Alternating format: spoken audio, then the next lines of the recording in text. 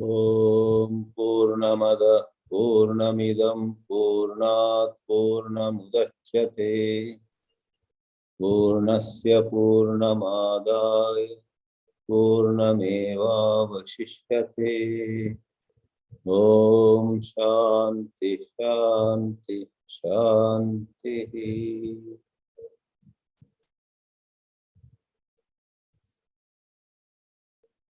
On this 25th of March, we are beginning the 25th session on this Brihadāranyaka Upanishad. This is in continuation with a wonderful question that was raised by Yajnavalkya as the first mantra of the second Brahmana of the fourth chapter. 4.2.1, there was this question and we saw it last week. Where will you go? Where do you think you will go after you leave this body, after this janma, this life is over? And we dwelt a little on that. Generally, nobody sees beyond a certain point. Nobody sees long enough. They just see next 5 years, next 10 years, maybe next 30 years.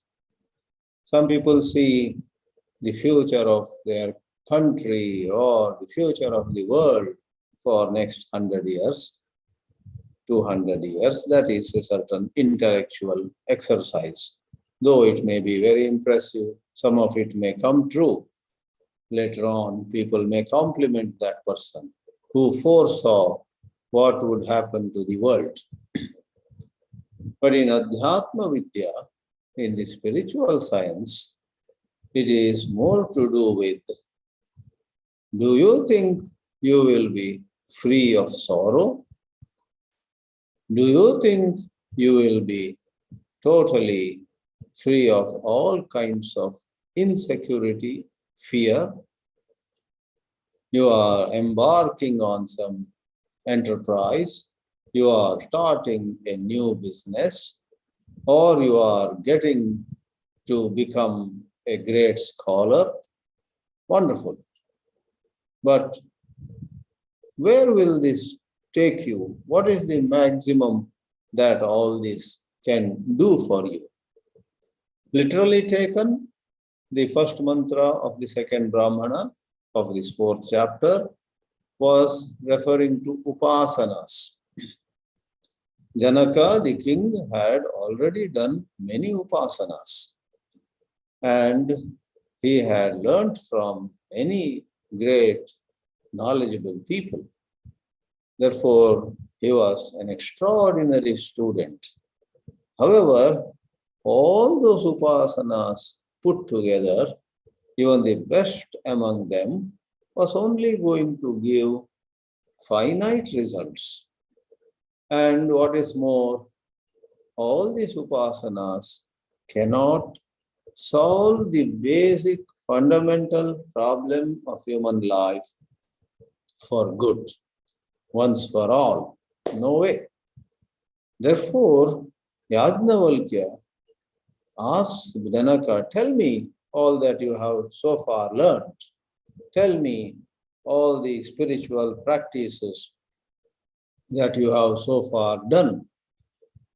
In Shankara's commentaries, at a lot of places, Adi Shankara, the Bhashyakara, uses an expression, sadhana sadhya rupaha. Sadhya sadhana lakshitam, etc. Sadhana is the means, sadhya is the end. This division between A is the means, B is the end, X is the means, Y is the end, applies to actions, karma, and to qualified meditation, upasana. But Adi Shankara says, there is a certain truth certain insight, there is a certain way of being, there is a certain understanding where there is no division of the means and the end. Once you look at anything as the means, it is bound to be finite, and the end also will be finite. In the ultimate truth, which has no division of means and end, there is infinity only at the beginning, in the middle, and at the end. Though in our immaturity, we think of some more study, some more contemplation, some more meditation, some more sadhana, and so on and so forth.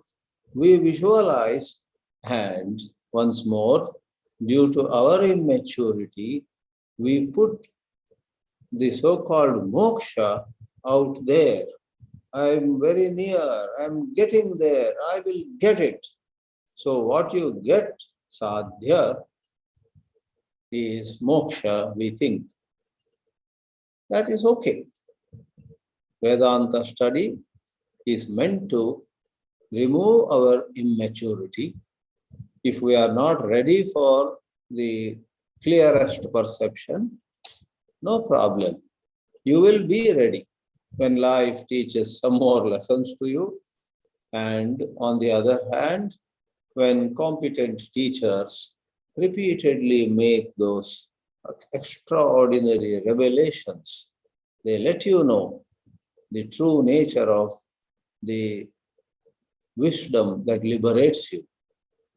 One day, without your planning for it, you will let go of that visualization where time comes in, where some going, some becoming comes in, where the plurality, I will get realized, I don't know whether my brother will get realized.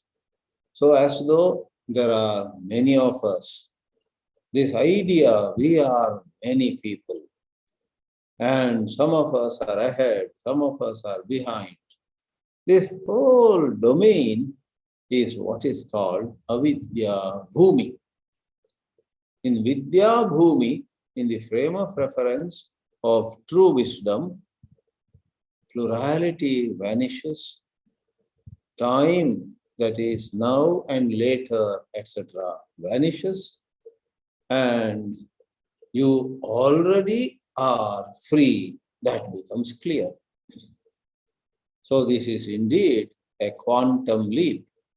It's not a journey as we normally know, not a journey from Mumbai to Kolkata, from Dallas to Austin, not a journey of that kind, nor even a journey from year 2005 to 2022.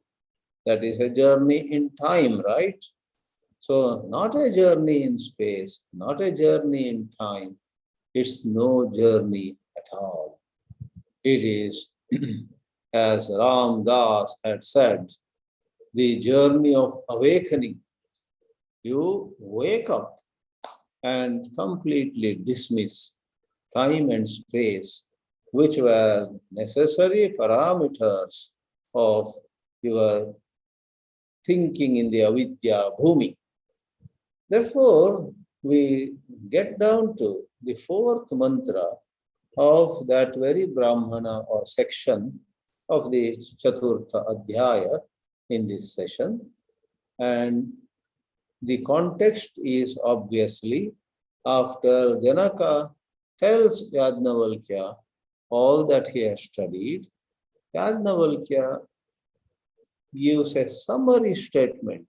All this will give you a kind of sense of rising, becoming powerful, becoming more worthy, etc. But nothing is permanent. Now, do you know, do you want to know where one really ought to go? Go in a figurative sense, there is no real going. Where one actually ought to arrive at what we are talking of, arriving at that liberating understanding. Itaha vimuchyamanaha kva gamishyasi was the question. And this last mantra, fourth mantra of the section is the answer. There is a certain truth which is not arrived at by positioning it imaginatively in any manner. It's not the product of any karma or upasana. It is swata siddha. Then, if it is swata siddha, already established, how under the sun are we to get it? This idea of I must get it, I must get Brahmajnana is actually a strong conditioning. It's like somebody knew in the good old days how to take photostat copies, Xerox copies. I was present at a certain meeting somewhere in 1989 or so in Indira-Nagar, Bengaluru. Pujya Gurudev Swami Chinmayananji was coming, and there was going to be a meeting before even Swamiji came, and 100 people were to come. Though partly it is humorous, not serious, but partly it shows the conditioning of human mind. They said, oh, we forgot about the sweet to be served tomorrow for the 100 people. Now, what shall we do? Nowadays, there are so many shops and so many sources you can order on Zomato, Swiggy and everything.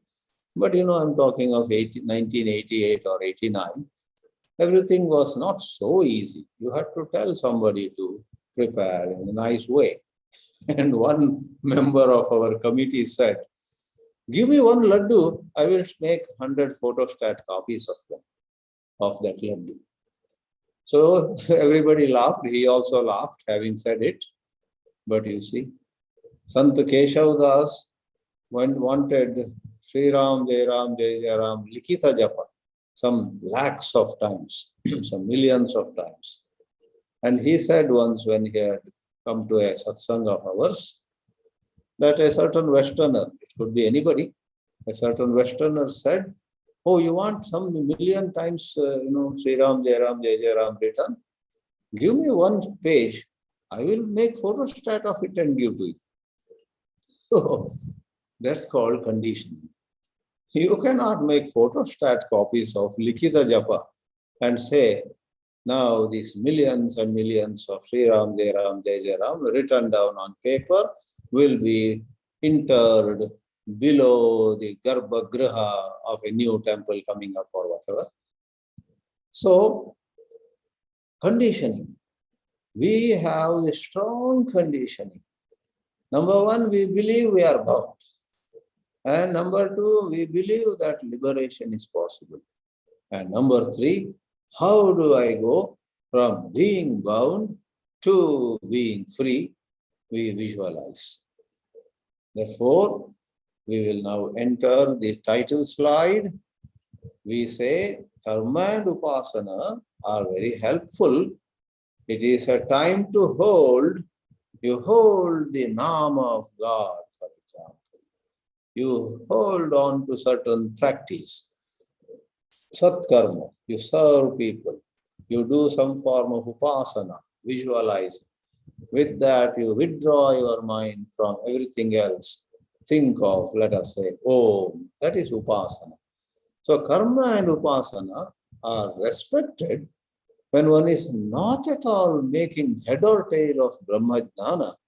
One has to go and do karma and upasana. By karma, it is meant without any shade of doubt, nishkama karma. Sakama karma, anyhow, everybody is doing. Nishkama karma. Without desiring anything for oneself, one does action for the benefit of people, for pleasure of God, and so on. So we'll now bring the title slide. In the title slide, which has been presented now, the title has two parts, a time to hold and a time to drop. King Janaka had done enough of exercises in the division which we call a time to hold. He held on to some mantra, he held on to some breathing exercise, he held on, meaning repeatedly practiced, visualizing some God form, all kinds of practices. That is to be respected, because in this world, a lot of people do not do anything, and they only chase money and pleasure and so on. So time to hold, we do respect, but in the last mantra, it is time to drop.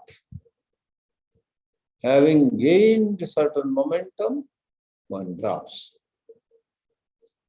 You take a boat, cross the river, having crossed the river, you let go of the boat, you move on. If you let go of the boat, halfway through the journey, you will drown in the water. Or being on this bank, you don't take the boat at all, then how will you reach the destination? These are figurative expressions. I am not contradicting myself by again bringing the destination. The language of journey, of destination, of starting point, etc. are all at best metaphors. In reality, it is something that has nothing to do with time or space. You see who you are, the matter is over. The seeing is not a phenomenon in time. Something else, you are observing sunrise with a clock and a notebook in hand. That is that seeing, that observing, that making notes. In many scientific experiments, we jot down some results, outcomes of some processes. All that is in time. But we are talking about the awakening. That is not a process or phenomenon in time. So take a look at this first slide, the title slide, a time to hold and a time to drop. This session giving neti, all practices are negated at the end, and the translation of that neti is the pure self is to be attained by dismissal. By dismissal, Yajnavalkya says twice. Generally, it is explained as all that is gross, like the body, has to be dismissed. All that is subtle, like mind and intellect, also have to be dismissed or negated. Hold not anything. Let go. In Bhakti Shastra, that is what is Sampurna Sharanagati. We had held a session already earlier out of these 25 sessions. I guess in the very first 8 or 10 sessions, we had discussed neti, because this neti appears several times in Brihadāranyaka Upanishad.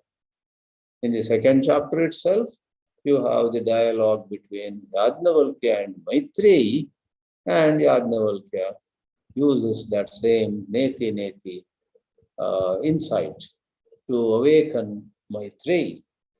But this session on this March 25 has a certain uniqueness that while once more this neti is mentioned, the mantra concludes with a pointer to how total security is what marks this enlightenment, total fearlessness.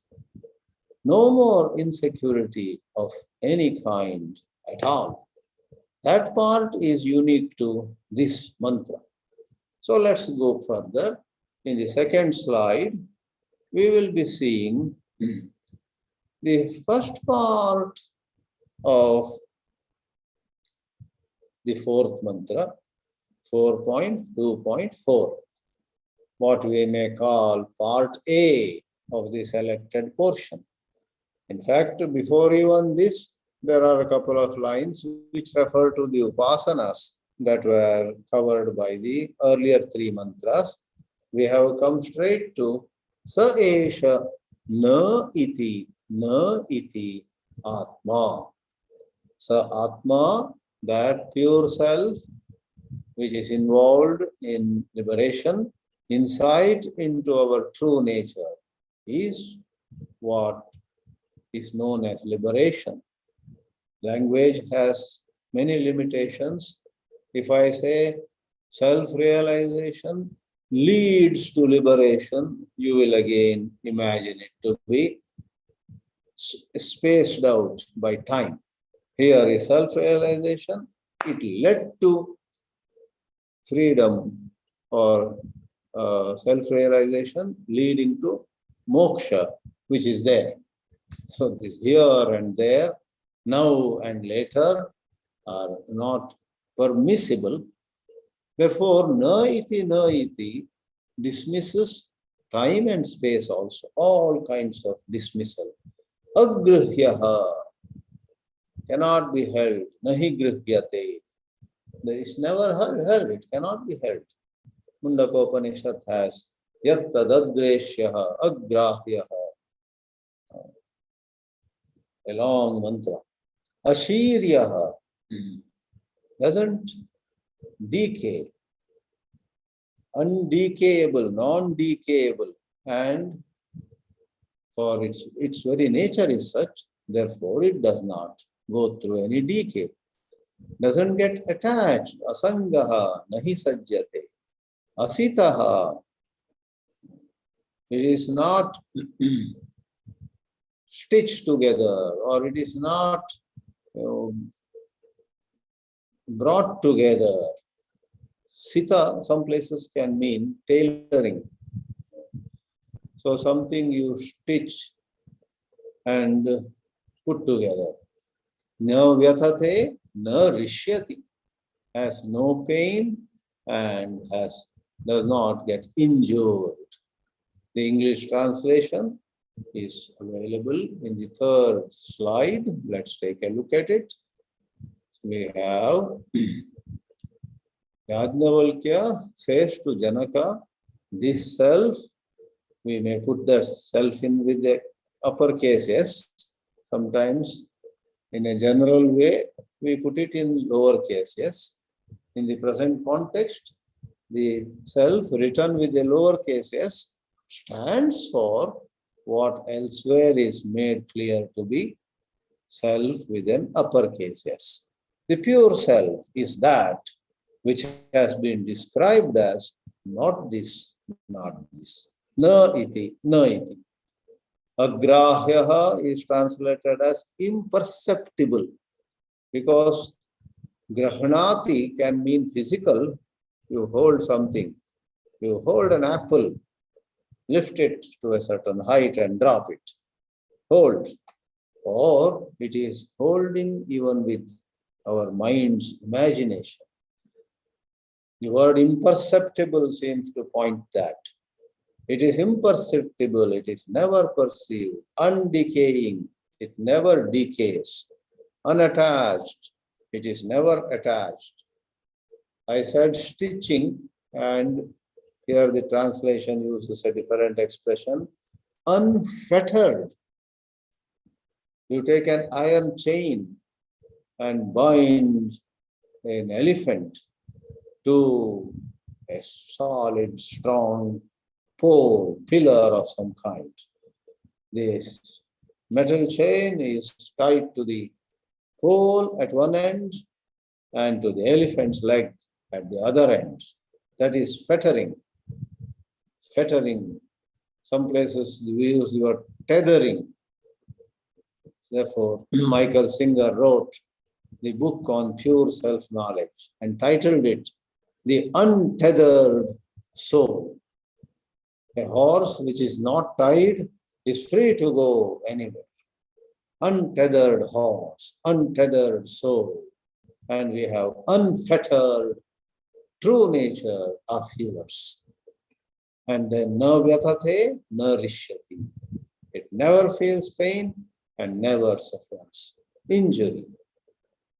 Because all these being perceived, decaying, being attached, getting fettered, suffering pain, suffering injury, they are what happens in the avidya bhumi.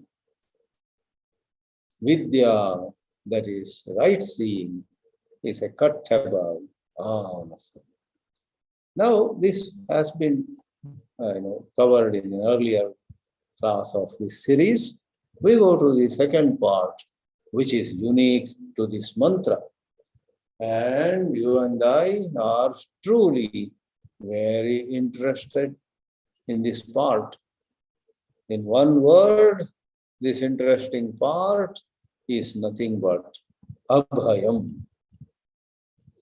If next time somebody asks you, oh, you are attending Upanishad classes, what is it all about?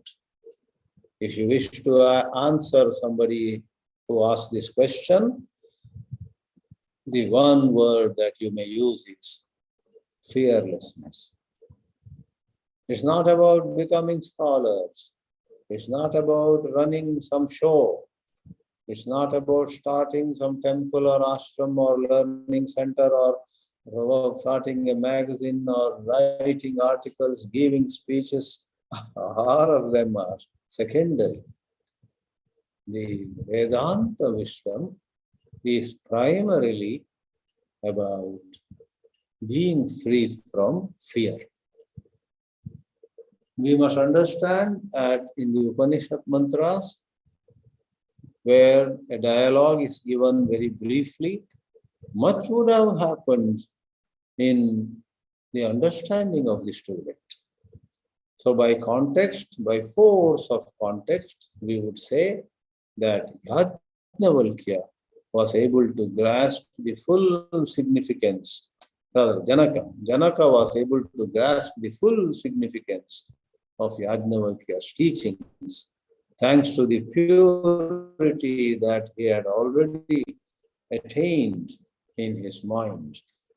And Janaka is free of fear, free of any botheration, free of any anxiety. Add any number of similar words that represent varieties of negativities in us. Here, this particular line is in the mouth of Yajnavalkya. Yajnavalkya compliments Janaka. Oh, Janaka, abhayam praptaha asi. I see, I know you have understood it now, which means you have no fear anymore. Iti ha uvacha Yajnavalkya. And truly enough, Janaka was illumined now. Saha uvacha Janakaha Vaideha. His country had a name, Videha. Vaideha, somebody belonging to Videha. In this case, the king of Videha Desha. He says to Yajnavalkya, yes, I bow down before you. And, oh Yajnavalkya, this fearlessness in the first place is a decoration upon you. Tvam gacchatat. Gacchatat means gacchatu. Yajnavalkya pratamataha adau eva idam abhayam tvam gacchatu. May it be said first about you. You are free of fear. And like a lamp lighting a second lamp, today you have illumined me. And I see now that fear is meaningless. I laugh at those moments in the past when I was afraid, when I was anxious. All that was such illusion, such a fancy only. Swam Yajnavalkya, idam abhayam gacchatu. Why? You are that great intelligence, yaha, who, naha, to us, Bhagavan, O revered sir, abhayam vedayase. Vedti means one knows. Vedayati means one makes another person know. Yajnavalkya made Janaka know, not just words and words in one's head, but Janaka was helped by Yajnavalkya to see himself. All along he saw himself as somebody subject to problems. Whereas now he sees, what a false self-knowledge it was. I now have the clearest self-knowledge. He understands. When do we know that we know? You will know when you know. That can be said. No description is possible. To know the taste of sugar, they say, take a little and put into your mouth. Then you know how sugar tastes. So here, enlightenment, many people cannot even have a vague imagination of it. Scholars, of course, have heightened imagination, but heightened or gross imagination, imagination is imagination only. You got to know by yourself. It's difficult to put any label on it.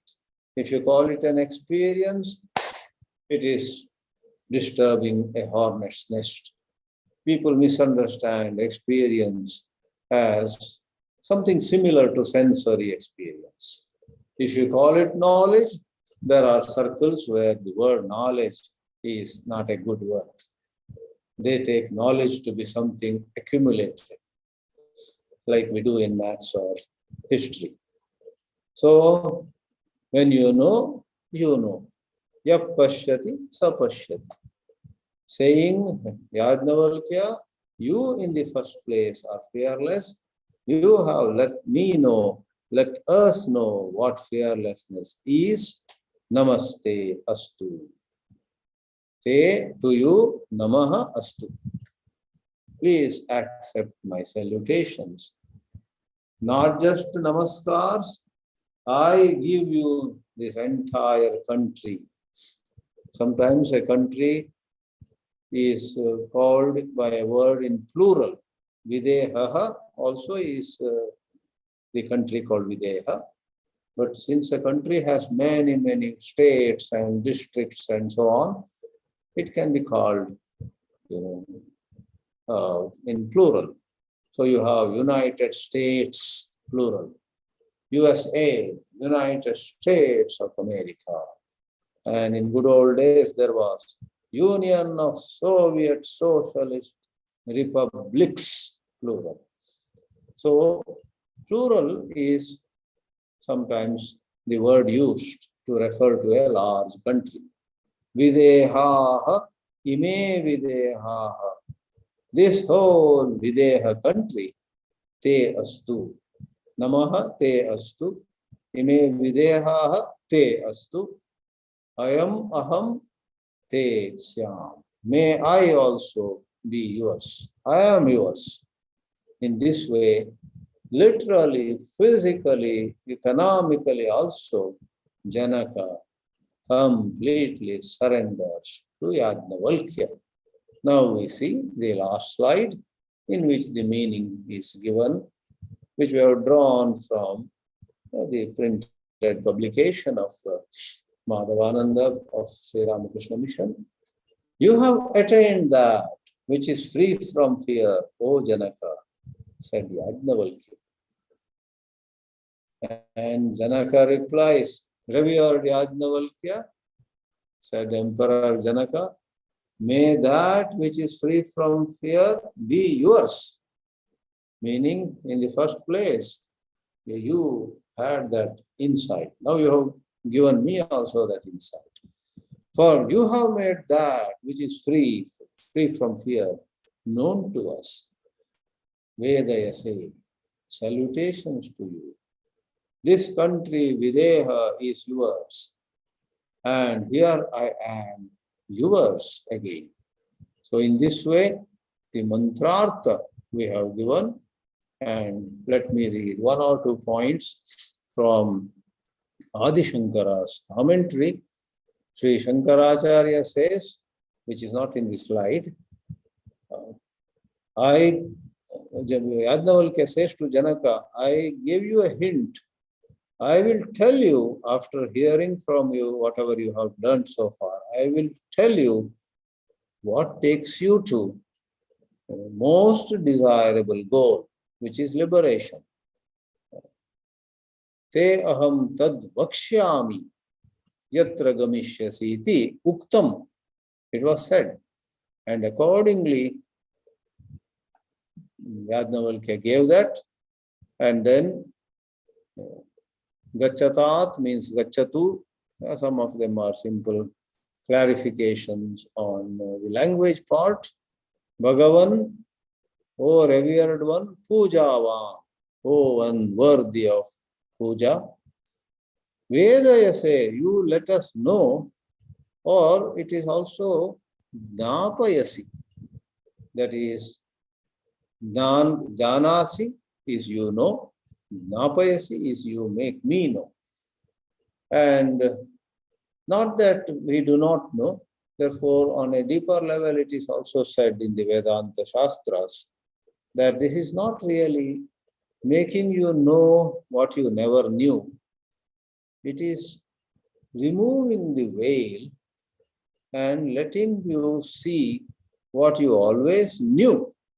But it's a strange situation. Though you knew, it was as though you did not know.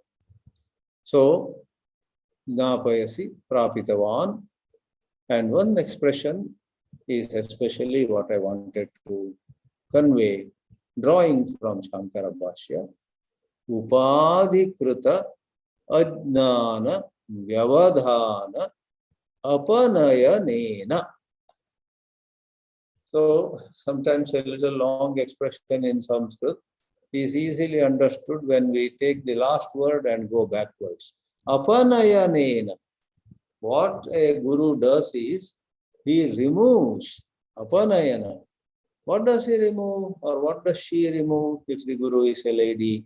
Vyavadhana, certain obstacle. To what? To, or of the nature of what? Of the nature of ajnana.